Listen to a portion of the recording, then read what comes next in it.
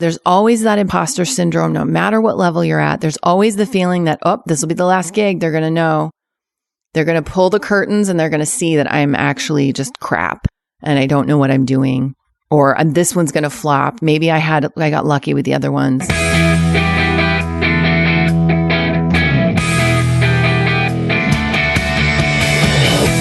Hey guys, welcome back to the show. This is MILF Podcast, the show where we talk about motherhood, entrepreneurship, sexuality, and everything in between. I'm Jennifer Tracy, your host. Happy New Year. Welcome to a new decade. 2020, it is on. It's already buzzing. I can feel it. And I really hope you guys enjoyed the bonus episode that came out on New Year's Eve with me and my son. I really had a great time doing that. And I'm so thankful that my producer, Sarah, thought of it. It was her idea. And it was just really, really sweet.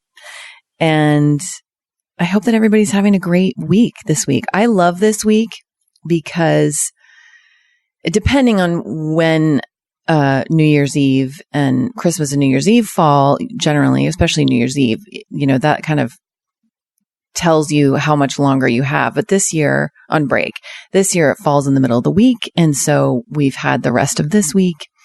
And I know my son doesn't go back to school until the 7th. So it's a nice long break. And there's just really, your hands are tied. I mean, most businesses are shut down. There's not a lot you can do. Even though I never shut down. I've been working this whole time. But luckily for me, my work is playful and fun most of the time. But I'm going to talk more about that in this episode because it's just me today. I'm flying solo on this first episode of the year. And I do have a couple of announcements. The first one is I'm collaborating with these two really rad companies, both female owned. The first one is called My-Tee Girls, and I came upon them through my dear friend, Kate Grace Bauer, who lives in New Orleans, and she had posted something about them on her Instagram. And so I went and investigated, and I got on a phone call with Reagan, the owner, who is a lawyer, full-time lawyer and a mom, and she has this company. And we talked for quite a while. It was really fascinating. But so what it is, and she's been so gracious as to offer my MILF listeners a discount code of MILF20. So My-Tee Girls is a clothing brand for little girls that is whimsical as it is inspiring. It encourages its young wearers to be fun and playful as well as strong and empowered as early as can be. My-Tee Girls founder, and it's spelled MY-TEE. So it's a play on my tea, like my t-shirt, but mighty. It's just so cute. Founder Reagan Shancer is a lawyer by day and a children's designer by night. Crafting stylish and comfortable apparel for girls, her brand's core message roots from her belief that girls can be anything they want to be while bringing their own flair to it. So check that out. MIGHTYGirls.com is her website.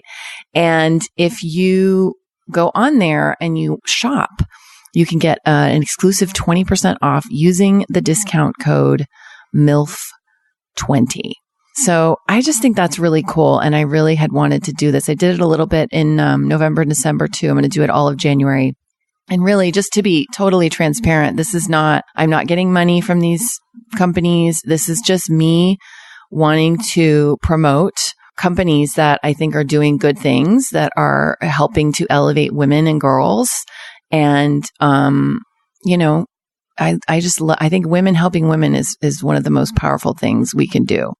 So, and I'm also going to speak to that later because it becomes hard for me when I need help to ask for help. It's so hard. Why is that so hard? It's really hard. But I'm doing it anyway. So the second company that I'm wanting to promote today, I'm so excited about, is this company called Fluide. Their website is Fluide, FLUIDE.US. And what it is makeup. And let me tell you that I hopped on the phone with Laura, the owner, and she and I had a long talk, and she ended up sending me some of the makeup to try, which I'm going to be posting about all week. You guys, this is the best lipstick I've ever used. Hands down. Their red lipstick, I have 2 different shades of red that she gave me.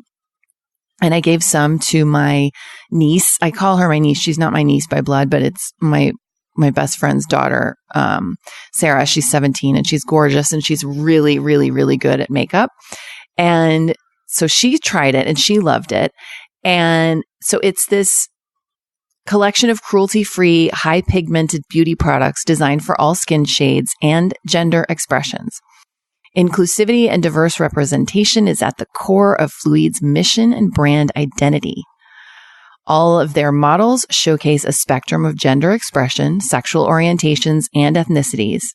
And their robust online content and social media channels provide both a destination and a platform for a new generation of politically engaged consumers.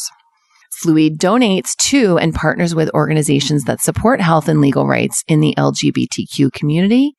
By naming lip and nail shades after queer spaces around the globe, Fluide seeks to pay tribute to the importance of safe spaces for the queer community. I love this company. I'm obsessed with this company. And not only just their mission statement and their manifesto, but the product is incredible. Fluide is also giving my MILF listeners an exclusive 20% off with the code MILF20. You guys, if you do nothing for yourself in this new year, go online and buy their lipstick. I have such a hard time with red lipstick because it bleeds, right? And it doesn't matter if I use, and I've asked April Uchitel, the CEO of Violet Grey. I've asked another famous person whose name I won't drop, but she's a singer and she wears a lot of red lipstick all the time and it's always perfect. I just can't get it. I just can't. And this is the first time I've ever gotten a red lipstick where I just put it on. I don't have to even put liner on because it comes in a tube. So it looks like a gloss.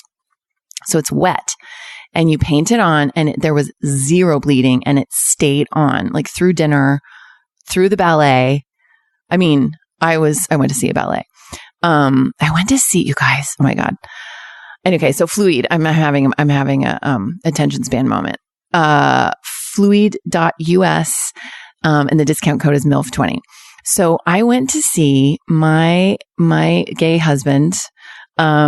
He used to be my gay boyfriend, but now he's upgraded to my husband.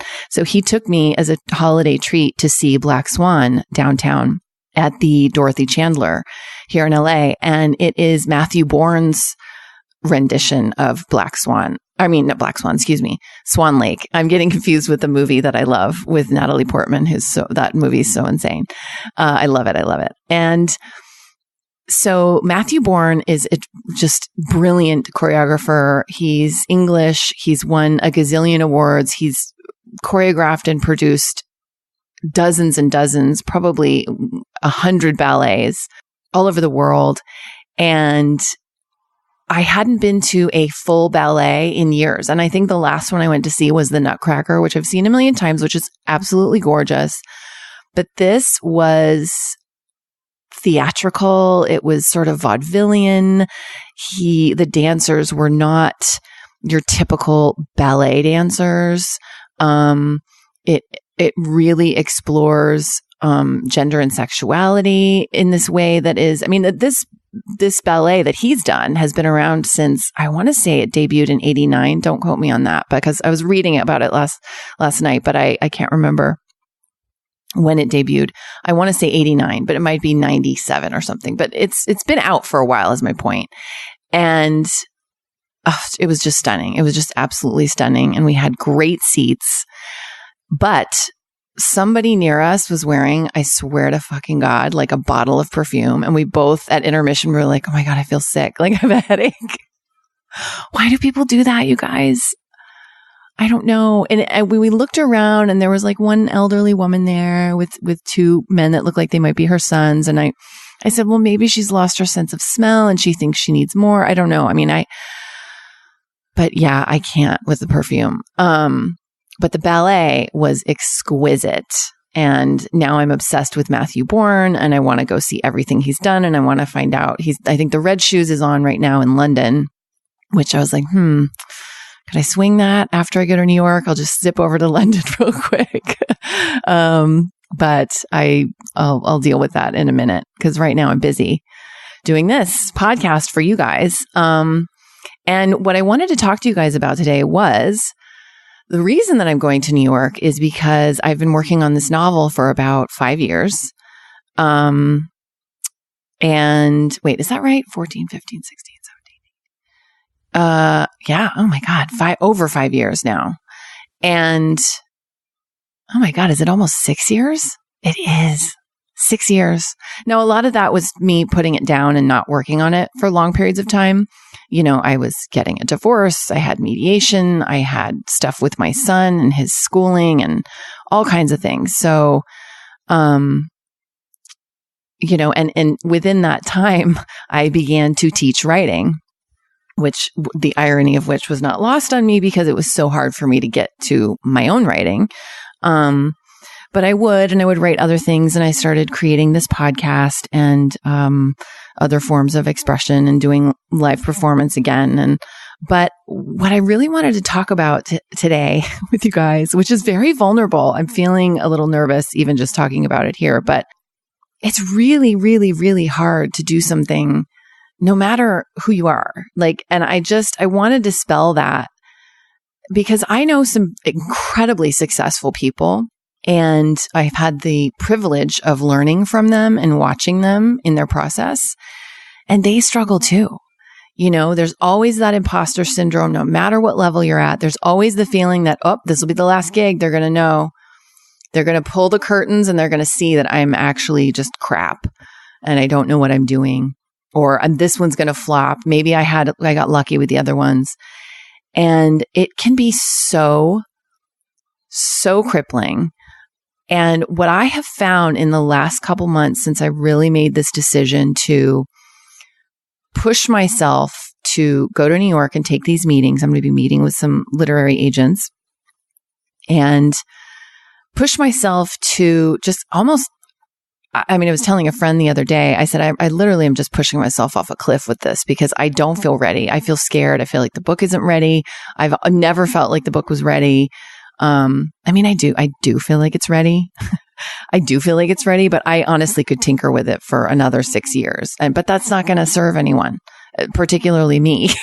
So I had dinner with a friend right before Christmas, another author who's brilliant and just really, really brilliant woman.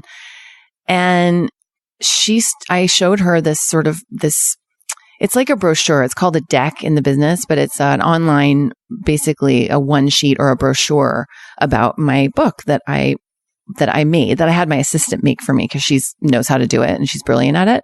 So she made it look really great and I edited the copy inside. Anyway, this girlfriend that I went to dinner with, this other mom who's an author, who's very successful and really smart, was like, she read through it and she kind of read me the riot act. She was like, you are not really giving your A game here.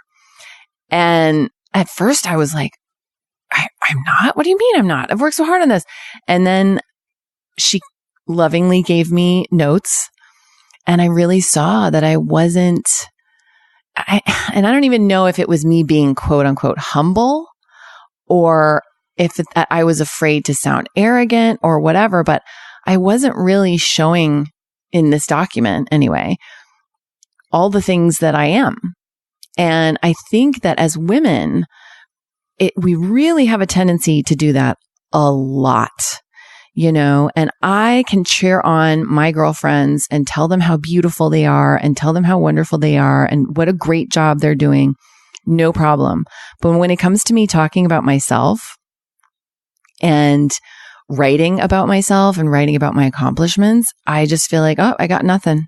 There's nothing.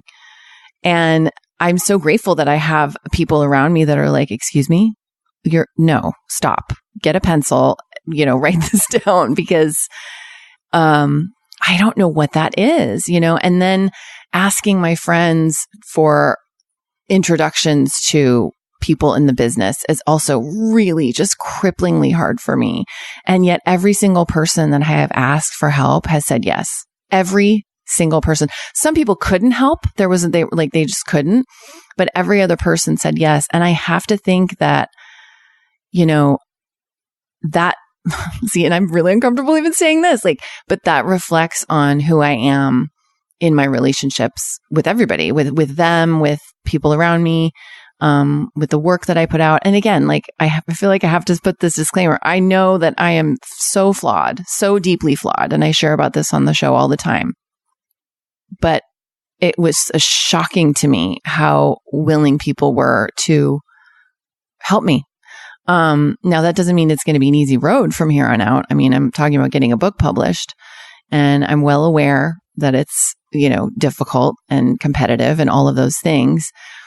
But I have to do this. I have to see this through. And I just wanted to talk about this on this podcast on this day in the beginning of the year, because I know that whether you're out there listening to this, whether you're a writer, whether you're an artist, whether you're a dancer, whether you're a business person, an entrepreneur, whatever it is that's in your heart, it's there for a reason. And I really, really believe this. I was working with a writer the other day, and she's got a really difficult task. She's wanting to write something, that is based on something true and something really painful. And yet it's scary to write that because other people in her life will be affected. So we sat down and we talked about it, and it was really vulnerable. And I said to her, there's a reason that this is calling to you to express in this way, in this public forum. And you never know who this is going to help. And really, that's the thing when we write books. And I know like Jennifer Pasteloff is such a great example of that. I mean, she embodied that before she even published her book on being human, but especially after she published her book and is still doing like book tour stuff and signings and events. And she's just constantly out there.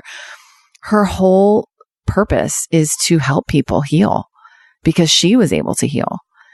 And that's just so profound. And I think we can do that with any kind of medium that we create in. Again, like whether it's you're writing a book, whether you're writing a screenplay, whether you're performing a play, whether you're painting a painting, whether you're opening a business, these businesses that I've been promoting are really helping change lives. Like imagine if, 20 years ago, there was a makeup line that you could identify with if you were a trans kid. I mean, 20 years ago, imagine if there was anything you could identify with if you were a trans kid. I have a friend, a really beautiful, amazing friend who is young. She's like 31 and she's trans, and she wants to write a book, like a YA book about a trans girl who has magical powers. And I'm like, yeah, why has that not been done yet? Like you are being called to write that. That is so brilliant. And by the way, like, it's funny. People will say, don't share your ideas. Or like I say, my book's about a mom who becomes a dominatrix. And some people say, well, aren't you worried someone's going to steal that idea? And I'm like, well, here's the thing about that. So, like you could take 10 different people and they could write a book about a mom who becomes a dominatrix, and you're going to have 10 completely different books. So unless you can get my manuscript from me somehow, and, and pawn it off as yours, which is, I don't know if that's a federal offense, but it's a criminal offense of some sort. I think we're good. And again, like, I think that, this is a little woo woo, but I do think that these ideas come to us for a reason from whatever place they come. I think they come from our psyche and our experience in this lifetime and stuff, but I also think it comes from some other place in conjunction with some other place. Oh my God, I sound so wacky LA, but, and I think that there's a reason that we're the chosen voice of that particular story. And so that further leads me to believe that when you have that burning desire to tell that story, there's a reason, because and it really doesn't have to do with you, which takes the weight off, right? It really doesn't. And it's just about you being this conduit for this healing, a conduit for this, someone somewhere being able to relate and say, oh, I have that thing too. Oh, I need lipstick that is, gender inclusive. I need, whatever it is. I need a t-shirt that says, yes, I can, for my 10-year-old daughter that wants to be an astronaut. And the boys laughed at her because they said girls aren't good at math or whatever it is. So I just wanted to just do this really quick podcast today to encourage anyone out there who's listening that you have it in you, and there's a reason that it's in you. That's what she said. I've been watching The Office so much, you guys. I swear to God, I think, and I'm looking right now and my Christmas tree is still up, and there's a Dwight, my friend Amy McPhail, sent to my son. She sent a Christmas ornament in the shape of Dwight. And that was so sweet because she knows he loves The Office. But there's 9 seasons of it, as you know. And I think we have watched all 9 seasons. My son has watched. I haven't watched every single episode with him. Maybe 5 times through. I mean, it's obsessive. But there are worse things to be doing. And he's not playing video games, I have to say. All he wants to do is watch The Office. It's fascinating. And he has like every single script memorized. I'm just so curious what that's going to evolve into as we go along. So let me check the time. Okay. I've been talking for almost 22 minutes, and I kind of feel done. This is a really short one, but I really just wanted to check in and kind of, I don't know if I could offer a little New Year's inspiration to you to just follow that path and follow that dream. You know, there's no time like the present. None of us are getting any younger. And I love that somewhere I heard somebody said, you know, I want to learn to play the piano. Well, I don't have time. You know, it'll take me 3 years or whatever it was. Or I want to go to law school, or I want to do this. Well, yeah, but in 3 years, whether you did or whether you didn't go to law school, 3 years is going to pass. So why don't you just do what you want to do and get the thing done? I'm totally messing up that phrase, but the point is, yes, of course it's going to take time. And look at me, 6 years into this novel, and I'm just now at this stage, and then I'm going to be at the next stage and the next stage. And so what? It's okay. It's all okay. And I'm grateful to be doing it. And I'm grateful to have the courage to put it out there, even though I'm terrified. What if people laugh at me? What if people don't like it? They won't. They will. They will laugh at me and they won't like it. Some people, you know what I'm saying? Like, not everybody's going to like everything that you put out, but it's worth the risk to me, and it's worth going for it. And even if I fall flat on my face, at least I'll know that I tried. So with that, I'm just going to remind you guys to go to My-Tee Girls website and Fluide website and use your MILF 20 discount codes, you guys. Those are gold after the holidays. I mean, this is way post holiday shopping discounts, and these are beautiful companies. So you'll be supporting amazing women bringing beautiful things into the world with meaning. I can't wait for next week's episode. I have Miriam Feldman on the show, who's also an author. She contacted me and I just fell in love with her. And she said, I'm in LA for 3 more days. Can we do an episode? And I said, oh my God, where can I meet you? So we met, and I'm going to apologize in advance because the guest house in which she was staying, the day that we scheduled this, the lawnmower was going for like an hour outside. So my poor editor, who's just such a patient man, really had to work hard on that one. So you may hear some in the background, but it's worth it because Mimi is a genius and she's hilarious, and her story is heartbreakingly beautiful and so worth it. And if you are a writer and you're interested in writing and getting more inspiration, please go to my website, jennifertracy.com, and check out this virtual writers summit that I've put together. I'm so proud of this, you guys. And I don't really talk about this a lot on the show because my show is not about writing, but it kind of was today. So I interviewed 10 women, 10 authors and screenwriters and TV writers. And I videotaped it. Oh my God, I'm aging myself. I'm dating myself. I filmed it. I cut it together, and it's really an incredible catalog of these interviews with very successful writers. Tembi Locke, who wrote from scratch, Jennifer Pasteloff, whom I mentioned earlier, Claire Bidwell Smith, Kelly Hampton, Nancy Katz, and Celine Busby, who are award-winning screenwriters. It's an incredible lineup. I'm missing a couple because I don't have the list of, Rebecca Barucki. It's a really great crew, and it's free if you sign up on my website, jennifertracy.com. So you get free access for a limited amount of time. I think it's a week or 10 days or something. I actually don't know. Isn't that terrible? But it's better that way because I just let my team handle all of that stuff. I just create the content and then I put it up there. I make it as good as I can make it. But it really is inspiring to listen to these women talk about their inspiration, their writing, how they got from not having anything published to having a best-selling book, from, not having being an assistant to being a showrunner for one of the best TV shows on television for 9 years running. So it's just, again, like, that is such inspiration for me to know, like, okay, if they can do it, I can do it. If they can do it, I can do it. And most of them have children and families and pets and wildlings and all the craziness that we have to juggle. So, anyway, I'm going to wrap up this first episode of 2020. I really love you guys. Thank you for allowing me to bring this to you every week, and Happy New Year. And I will talk to you next week. Bye.